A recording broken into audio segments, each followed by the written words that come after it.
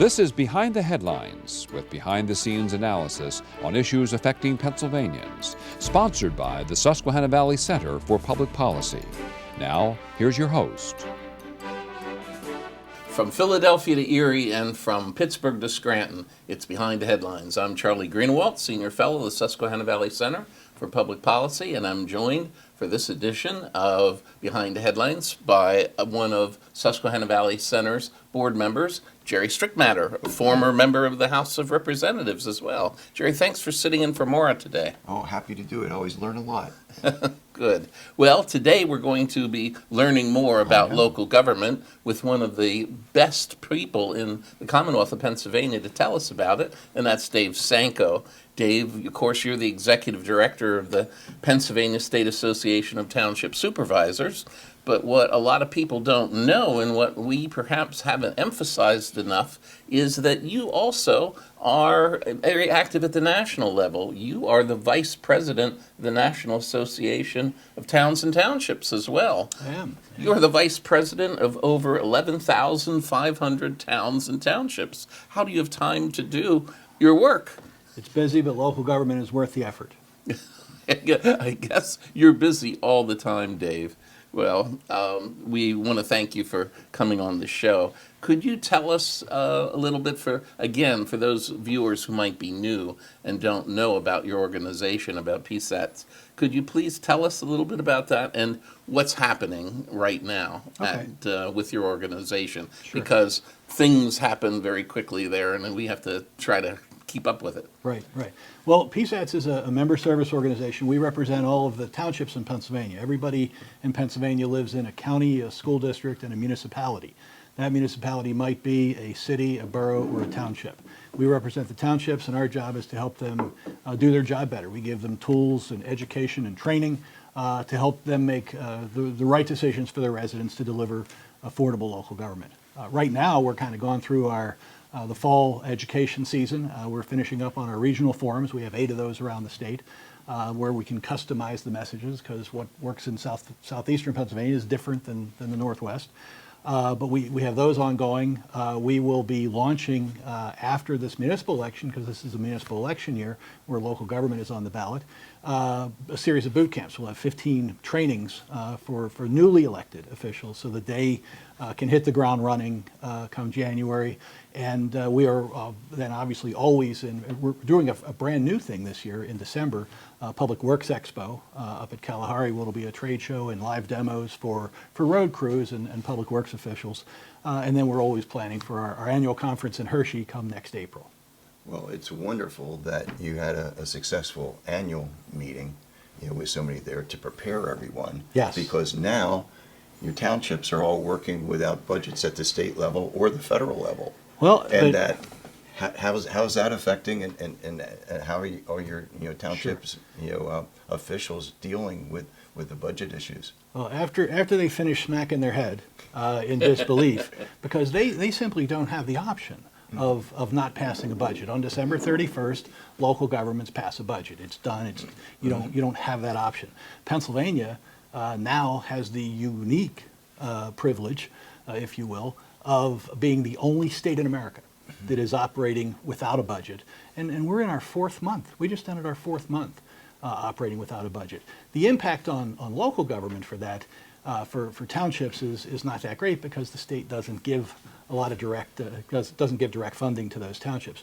But there are, if it's not done by March, when it's time for liquid fuels allocations and roads, that'll be a little bigger problem. But in the short term, it does affect other local governments. Counties, as examples, are missing their payments for human services and other things, and they're at the point now, after 3 months, they've got to start borrowing money.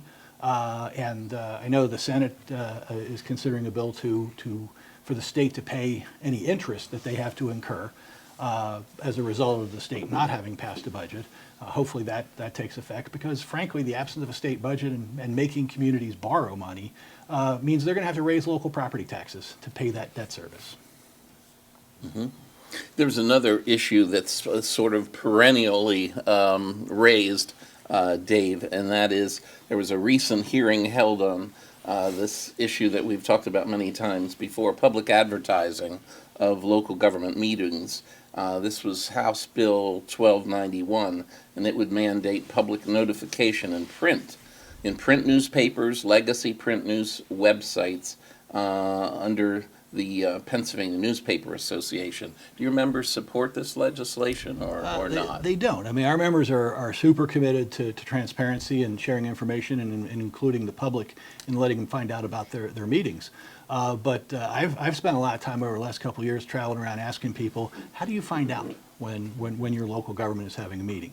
And I'm going to rely on some survey data that less than 3% use their local print newspaper to find out when that meeting is. They'll go to the municipality's website. They'll look in a community newspaper. There's a lot of places you go that you don't do the local newspapers. First, there's not a lot of local newspapers left.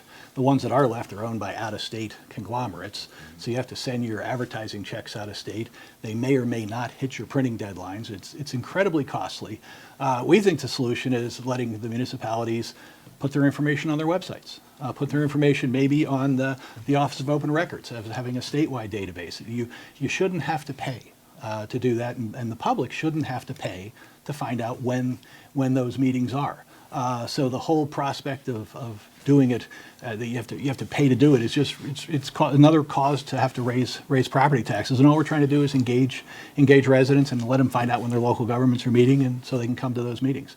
Now that this bill provides for a monopoly, if you will, for the Newspaper Publishers Association, because they're saying they'll start a website and you can pay us. Well, I think we have a fear of if it's a single monopoly for the state, it's when they set the pricing is probably, I mean, if you have a Philadelphia price and you have a Sullivan County price or rural Pennsylvania price, I mean, you can't do it. One size fits all solutions don't work in Pennsylvania for anything.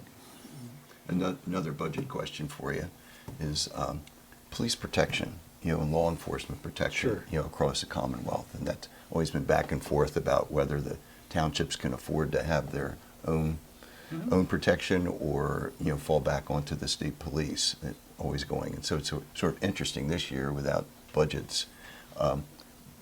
What are the townships saying? What are they thinking? Are they going to have to, borrow more, for that's making them think about, just relying on the state police, Right. Rather than their officers? I think, look, everybody in Pennsylvania pays income tax, and everybody who pays income tax gets part of that income tax goes towards paying for the state police. So everybody's already paying for state police.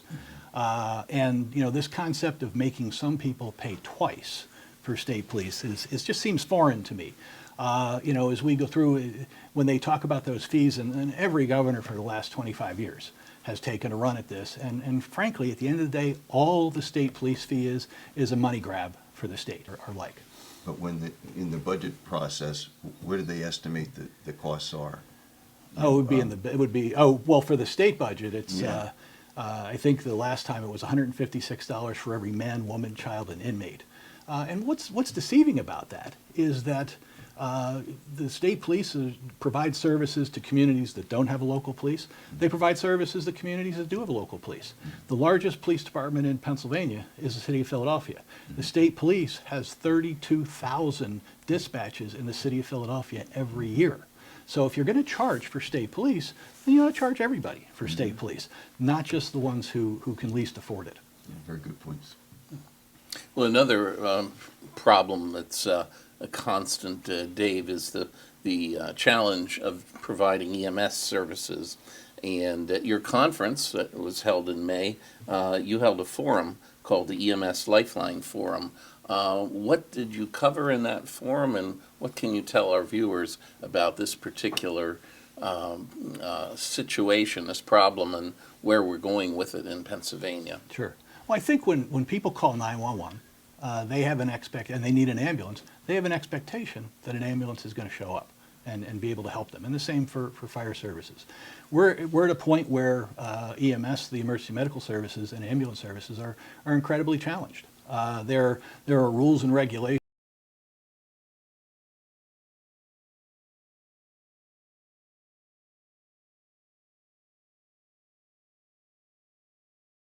figure it out. There is no state solution. So what we did at our forum was to have 4 different solutions that are local, regional, local solutions that are in play in different parts of Pennsylvania. And we put those forward as examples of how local decision-making and local ingenuity can work. And we're hopeful that the state will take a look at those and allow locals to make local choices and local voices to make the call instead of people in Harrisburg who don't know where towns are. How many local officials are there? Township officials? Well, across the there Commonwealth? are probably close to 10,000. Okay, to only your account- 10,000 to your take care account of 12 supervisors. million, take care of Sure, 12 million. sure. So there, and I know there are a lot of people that serve like for 40 years, that, their life is There are devoted some, to that. yeah. And just like with fire protection and police protection, wherever, need more and more people. Can you tell our viewers, simply what do they need to know and whatever, and how do they go about becoming a township supervisor or commissioner, to help out with that? Because I know there's a lot of people out there that would be interested in Sure. helping, but how do they do that, and how do they contact you Okay. to know more? Well, local governments will make, the decisions your local government makes are more likely to affect your day-to-day life than decisions that come from Harrisburg or Washington. So when you go to the ballots this fall, or when you go to the polling places or fill out your ballots, local officials are going to be on there. And those people are going to make decisions in your community about roads and stop signs and potholes and water and sewer and parks and all the things that are in your neighborhood and what the quality of life is in your community, because Washington isn't going to do that and Harrisburg isn't going to do that. And they're not going to do it well enough to fit your local community. So these are folks who step up to serve, not for money, not for power, not for glory. They do it because they care about their community and what that community is going to look like for their kids and grandkids. And what are the minimum requirements so our viewers, can figure and say, well, instead of just saying, well, I'm not qualified to do Sure. that, we can just say, hold it a second, everybody's qualified. And what are the basic requirements, and how can they get in touch with you? You need to be a registered voter, or registered to vote, and you need to be a resident of your municipality for a year. Those are the requirements. These are not highly technical positions. There's a lot of education and learning that goes into it, but the But you intent help of them with we that. help them do that. Yeah. The intent of local government was to have neighbors helping neighbors, and community leaders stepping up, and everybody's a community leader. There's wonderful examples of extraordinary things that are happening all across Pennsylvania. We try and recognize those at our conferences with an award ceremony where we'll recognize outstanding roads and bridges and communication efforts and outstanding supervisor, outstanding secretaries, youth awards, scholarships, to help people know that those solutions are found in their communities. They're found down the street. They're found with people they see at the grocery store and the church and the ball fields. They're not found in Harrisburg or Washington. Dave, we have a minute left, and in that minute, you just mentioned that your conference makes certain awards based on, the scholarships and different merit awards. Could you just give a quick capsule summary of what that program is? Sure. I think, look, nobody serves in local government that I know because they want to get an award. But they are doing remarkable things. So we try and recognize that. With outstanding things they do to figure out. A couple of years ago, some guys putting together a snow fence winder to put on the back of the truck because they couldn't afford to buy the commercial one, but they built one, and they built one out of things they had laying around, and that kind of ingenuity was the Build a Better Mousetrap Award that PennDOT sponsors. So we try and recognize those things. We recognize, one of the townships put QR codes on their construction signs so that people could, zoom in on the QR code and know when they were going to do construction, what it was for, what the intent was. It's a lot of helping people, helping residents understand what their local governments are doing for them and being responsive to what the residents need. Dave, we want to thank you for being with us for this show, and we look forward to your next appearance. Thanks. And we'll be right back after this on Behind the Headlines. Behind the Headlines is brought to you as a public service by the Pennsylvania State Association of Township Supervisors, the largest, most influential municipal association in the Commonwealth. Since 1921, PSATS has been preserving and strengthening township government and securing greater visibility and involvement for townships in the state and federal political arenas. Covering 95% of Pennsylvania's land mass, townships represent 5.5 million residents, more than any other type of political subdivision in Pennsylvania. Additional underwriting provided by the Edward H. and Jeannie Arnold Foundation and by the Pennsylvania Manufacturers Association. Business in Pennsylvania is our business. Behind the Headlines is also supported as a public service by the Pennsylvania Highway Information Association, the go-to source to learn about transportation projects and issues. Visit pahighwayinfo.org. Welcome back to Behind the Headlines. On this segment of Behind the Headlines, Jerry and I are lucky enough to be joined by Curt Schroder. Curt is the executive director of the Pennsylvania Coalition for Civil Justice Reform. I don't know how many people talk about civil justice reform or understand what it is. Could you start us off a little bit, Curt, by talking a little bit about civil justice reform and a little bit about your background, because you used to be a member of the State House of Representatives. Yes, that's correct. I was a member of the State House for 17 years from Chester County, Pennsylvania. Good training. Yes, it was. And I worked on a lot of these civil justice issues when I was a member of the House. You're right that we don't talk enough about civil justice reform.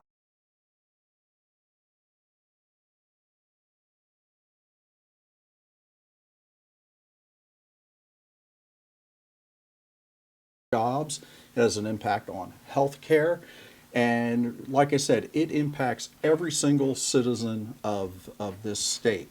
Now what it is, the civil justice system, it's basically looking at the civil side of the court system, not the criminal side, but the civil side, where people sue for money and other types of relief and sue for damages and things like that.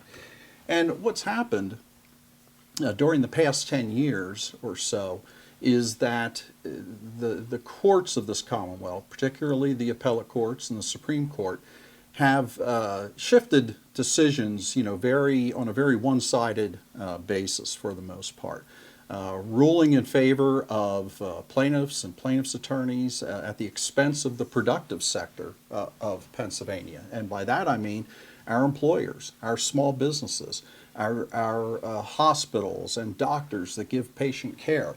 They have all been victimized, frankly, by a lot of the decisions that have come down from the Pennsylvania Supreme Court over the past 10 years.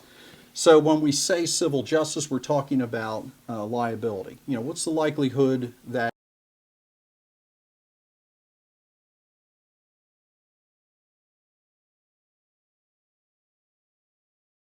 they've broadened the concept of liability. Damages. What are the chances if you're sued, you will pay more damages than you otherwise would have? That's gone up too as a result of cases decided by the Supreme Court. And one of the victimized is a very strong word. I don't think it is. Okay, all right. What's happening? It's happening. Trial lawyers, the plaintiffs' attorneys are getting rich beyond their wildest dreams. Okay. And, the taxpayers, those that pay for insurance, those that are trying to keep access to their doctors and specialty care are the ones that are suffering. That's just how bad the system has become, unfortunately. And when we're looking at the legislature and trying to correct that, what's new this session, as far as that? Are they becoming better educated as the fact that their businesses aren't growing? Their doctors are worried about defensive medicine, those kinds of things that are affecting everyone out there. Is it getting better now as far as the legislature? Well, Jerry, we are doing our best to educate the legislature on the current developments and the trends and what's happening out there with civil justice. Unfortunately, kind of like we see ourselves with the budget right now, we have one chamber in, being controlled by one party, the other being controlled by the other. And so it's been a bit of a standoff in the legislature over civil justice issues and lawsuit litigation type issues, unfortunately. So we find ourselves playing a lot of defense, trying to, prevent harmful bills and proposals from passing. Are there other states that, just to follow up on that, are there other states that are doing a better job that maybe we could learn from, to say how they've been able to, split the baby, like to say, or are Well, there some other states that are more, address this better? Yeah, I think so. Florida has done some wonderful reforms over the past few years, and the most recent state we can look to is the state of Georgia, under Governor Brian Kemp down there. They passed a series of reforms, just last year that don't want to go into the details or anything, but they're moving their state's civil justice system in a more fair, sensible direction. So yeah, it is out there, and it can be done. What are the major trends, Curt, that you see legislatively in Pennsylvania on matters of civil justice? Well, what we're seeing right now, one of the big trends we are seeing right now, is the inclusion in bills of what are called private rights of action. In other words, if a bill's drafted to prohibit a certain act or stop something, that is problematic, instead of just giving the Attorney General the authority to enforce it, instead of just giving, say, the appropriate secretary, perhaps the Secretary of Labor, Secretary of Banking or Insurance, they put a civil action provision in there, allowing people to sue in civil court for enforcement. That's nothing but a giveaway right there to the plaintiff's bar in Pennsylvania.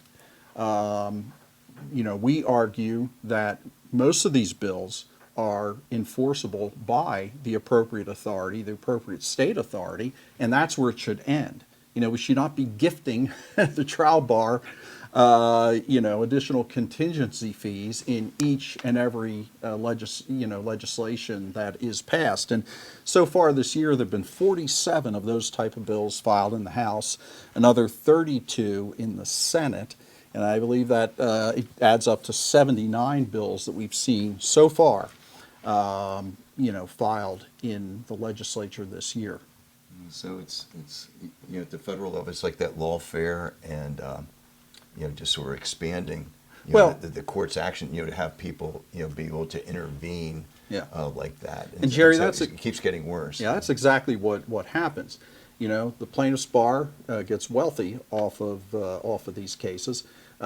They donate more to their PAC. Their PAC donates to candidates of like mind that will support the continuing largesse going their way, and we find ourselves in this position because of that. Well, there are elections coming up in the fall, as we know, and some of them are judicial elections. What does the Pennsylvania Coalition for Civil Justice Reform see as the major issues in this upcoming retention elections for the Pennsylvania State Supreme Court? Well, we're trying to educate the public on the impact of decisions handed down by the Supreme Court over the past 10 years or so. And, what we've seen are a lot of cases that expand, as I've said before, the concept of liability, the concepts of damages, and the concepts of venue, where you can be hauled into court, almost anywhere in the state. And the plaintiff's bar's favorite place to sue, of course, is the city of Philadelphia. And so, particularly in medical liability actions, medical malpractice actions, we're seeing a flood of lawsuits go into the city of Philadelphia because they know that's where the best chance for a jackpot verdict is. Well, if you have a case and you are in Sullivan County or Lycoming County or Elk County, how do you end up in Philadelphia? Well, it can depend on who owns you. What company, for instance, if an employer is sued, are they owned by a Philadelphia company perhaps and just have an office out in Sullivan County? That's one of the ways you can be dragged into the city of Philadelphia. And certainly with healthcare cases, what we've seen with the consolidation over the past 10, 20 years or so in the healthcare industry, Jefferson Health System, University of Penn Health System, Temple Health System, all based in Philadelphia, yet all having facilities far and wide now. So we see doctors and hospitals in Scranton, Lehigh Valley, York, Reading, Lancaster, all those places now being sued in the city of Philadelphia. And like I said, there's only one reason they do it. They're looking for a jackpot, nuclear verdict.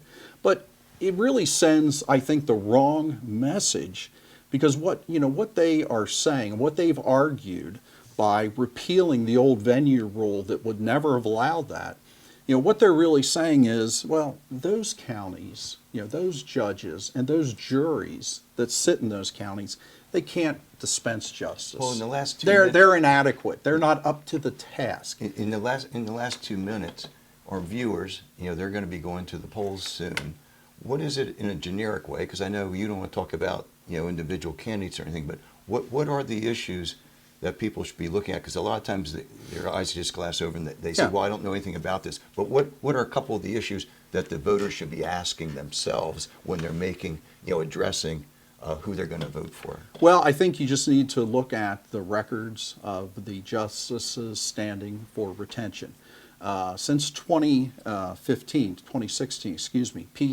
my organization, Pennsylvania Coalition for Civil Justice Reform, have tracked all the civil justice cases that have been handed down by the Supreme Court. As I said, 63% of them resulted in either increased liability, damages, venue, or jurisdiction. That's all negative to the employers and healthcare providers of Pennsylvania. But we've also tracked the individual votes of the justices in those cases. And Justice Donahue, who was standing for retention, has voted to expand those 72% of the time. Justice Doherty has voted to expand 70% of the time. And Justice Wecht has voted to expand 58% of the time. So those are the records of the justices. And if you're concerned at all about the impact of the civil justice system on the economy of Pennsylvania, the health care that you so badly need in Pennsylvania, that is the record. Okay. Well, unfortunately we're out of time, but we want to thank you so much, Curt, for coming and My sharing pleasure. your expertise with us Yeah, today. thanks for pointing we all want you this back out. very soon, and we'll be back next week with a new edition of Behind the Headlines.